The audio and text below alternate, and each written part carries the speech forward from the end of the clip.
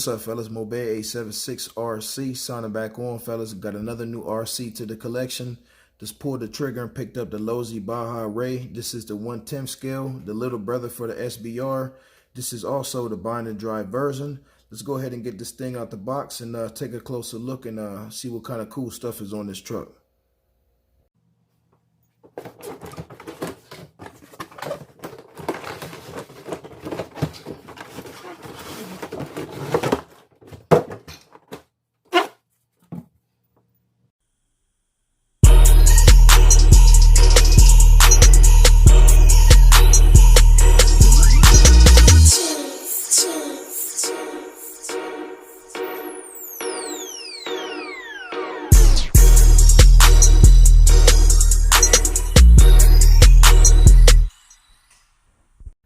I could tell you guys one thing off the top. This is definitely going to be one of my favorite RCs right here, fellas. This truck looks amazing, man. If you haven't seen one of these and you've been thinking about getting one, definitely try to make it to your local hobby shop and see if you can find one and see it in person. This thing is scaled down to the T. Losi definitely did their thing, as always, when it comes to doing what they do best. They definitely do make some scaled vehicles with the performance to go with it as well. So I'm going to kind of give you guys a quick rundown of some of the features on the Losi Baja Ray. So one thing that really stood out to me with this truck right here, fellas, when I took it out the box, was the scaled, realistic drilled and slotted rotors behind the black rims with the red brake calipers. Losi was definitely trying to keep this thing as scaled as possible. Come around to the front, we do have independent front suspension, as well as some long travel shocks in the front.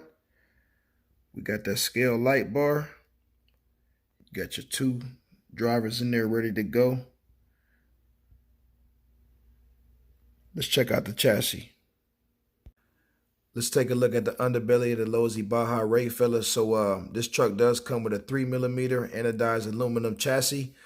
Easy access to your motor. You got 1, 2, 3 screws, and that whole bottom piece comes out, and your motor is right there with your pinion gear, so you can swap that out. This truck also comes with a metal transmission, so you don't have to worry about plastic gears and none of that stuff stripping out. If there's one bad thing that I will say about the Baja Ray that I'm not a fan of, is the way how the battery goes in and out of this vehicle. So in order to access your battery on this truck right here, you have to actually pull this little flap and the door comes open and you just slide your battery in. Another thing that I should mention, that I'm glad that I did my research before I bought this, because I'm sure a lot of people probably won't if you don't see this video. This does come with EC3 connectors. So somebody like me who don't run EC3 connectors, I had to go out and get me an adapter. As you can see, I'll be running the Dean's battery. I got this little 3300 milliamp Gen Zace 45C LiPo. I'll be trying out in this thing just to get it going. It's not the most milliamp, but it's thin enough to slide right in there without a problem. What else? This truck actually comes with a 3800 kV dynamite motor, as well as a 130 amp ESC. It does come with a 4-link live rear axle. You can also check out those drilled and slotted rotors a little bit more better, looking at it from the back side. Let's see how much travel we got.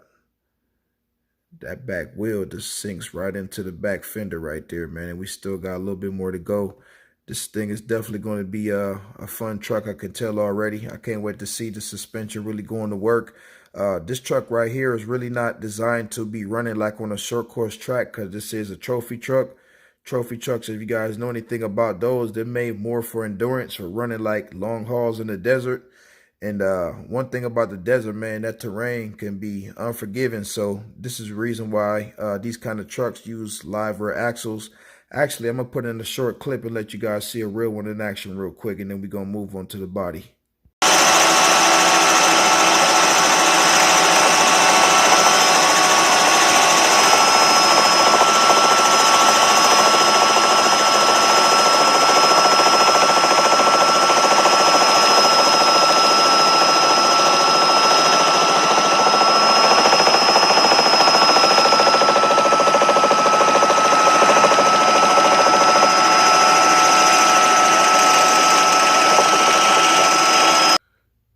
wrap up this video, fellas, let's talk about this body real quick. So one cool thing about this Losi Baja Ray, if you notice, the body is not one solid sheet of Lexan. It's actually split up into 4 pieces to really give you that realistic look.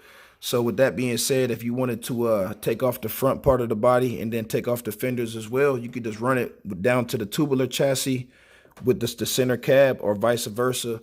Also, the body panels are held on by 22 screws. You have your screws running up the top, and then you also have your screws right here on the side.